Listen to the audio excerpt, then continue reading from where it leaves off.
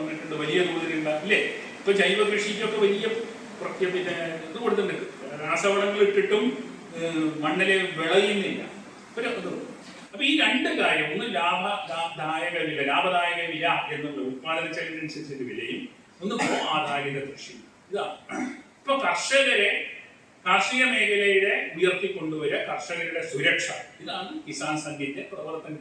3 തരത്തിലുള്ള പ്രവർത്തനം. ഒന്ന് സംഘടിപ്പിക്കുന്നു, 2 രചനാത്മകമായ കാര്യങ്ങൾ ചെയ്യുന്നു കർഷകർക്ക് വേണ്ടി കാർഷിക മേഖലയിൽ. അത് കേന്ദ്ര സർക്കാരിന്റെ സംസ്ഥാന സർക്കാരിന്റെ ഒക്കെ ധാരാളം പദ്ധതികൾ നമുക്കുണ്ട്. ഇപ്പൊ നമ്മൾ കേട്ടിരിക്കുന്ന 2-3 കർഷക ക്ഷേമകരമായിട്ടുള്ള പദ്ധതി എന്തൊക്കെയാണ്? ഒന്ന് PM കിസാൻ സമ്മാൻ കർഷകർക്ക് അല്ലേ, 6000 രൂപ കിട്ടും, 2-3 കിട്ടും. പിന്നെയോ PM ഫസൽ ബീമാ യോജന, ഇത് കേട്ടവരുണ്ടോ? കേന്ദ്ര കാലാവസ്ഥാധിഷ്ഠിത കേന്ദ്ര വിള ഇൻഷുറൻസ്, അതുണ്ട്. വളരെ കർഷകർക്ക്. വേറെ ഏതെങ്കിലും ഓർക്കുന്നുണ്ട് ആരെങ്കിലും? യൂറിയ, രാസവളം. പിന്നെ ജലസേചനത്തിന് വേണ്ടിയിട്ട് PM സിഞ്ചായി യോജന. എങ്ങനെ ജലസേചനം, വളരെ ചെറിയ ജലം ഉപയോഗിച്ചുകൊണ്ട് എങ്ങനെ ജലം.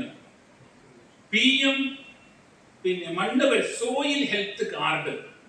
മനുഷ്യന് ഹെൽത്ത് കാർഡ് പോലെ തന്നെ മണ്ണിനും ഹെൽത്ത് വേണം. അതിന്റെ പരിശോധിച്ചിട്ടുള്ള മണ്ണ് പരിശോധിച്ചിട്ടുള്ള കൃഷിയിറക്കുക. മത്സ്യ കർഷകരുടെ ക്ഷേമത്തിന് വേണ്ടി മത്സ്യസമ്പദ് യോജന. ഇങ്ങനെ ഒട്ടനവധി കിസാൻ ക്രെഡിറ്റ് കാർഡ്, ഇങ്ങനെ കുറേയധികം കേന്ദ്ര സർക്കാരിന്റെ പദ്ധതി. പക്ഷെ അതൊന്നും കർഷകരിലേക്ക് എത്തുന്നു. നമ്മുടെ പ്രവർത്തനം കൊണ്ട് കർഷകരിലേക്ക്, സാധാരണ കർഷകരിലേക്ക് കേന്ദ്ര സർക്കാരിന്റെ സംസ്ഥാന സർക്കാർ പദ്ധതികൾ എത്തിക്കുക. കേരളത്തിന്റെ പ്രത്യേകത എന്ന് പറഞ്ഞാൽ എല്ലാ പഞ്ചായത്തിലും കൃഷിഭവനുകളുണ്ട്.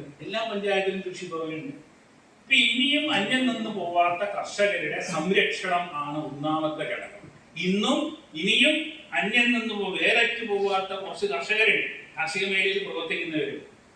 അവരെ സംരക്ഷിക്കുക. ഇനി പല പദ്ധതികളും, ഞാനൊക്കെ ഒരുപാട് ആവശ്യങ്ങൾ നമ്മൾ മുന്നിൽ വെച്ചിട്ടുണ്ട്. ധാരാളം തൊഴിലുറപ്പ് പദ്ധതിയിൽ ചെറുകിട കർഷകരെ തൊഴിലുറപ്പ് പദ്ധതിയിൽ ചേർക്കുക, കർഷകരുടെ ലോണുകൾ 7 വർഷത്തെ ലോണുകളാക്കി മാറ്റുക, അതിനു മുമ്പ് ജപ്തി ചെയ്ത് ഒട്ടനവധി. അത് വേറൊരു വിഷയമാണ്.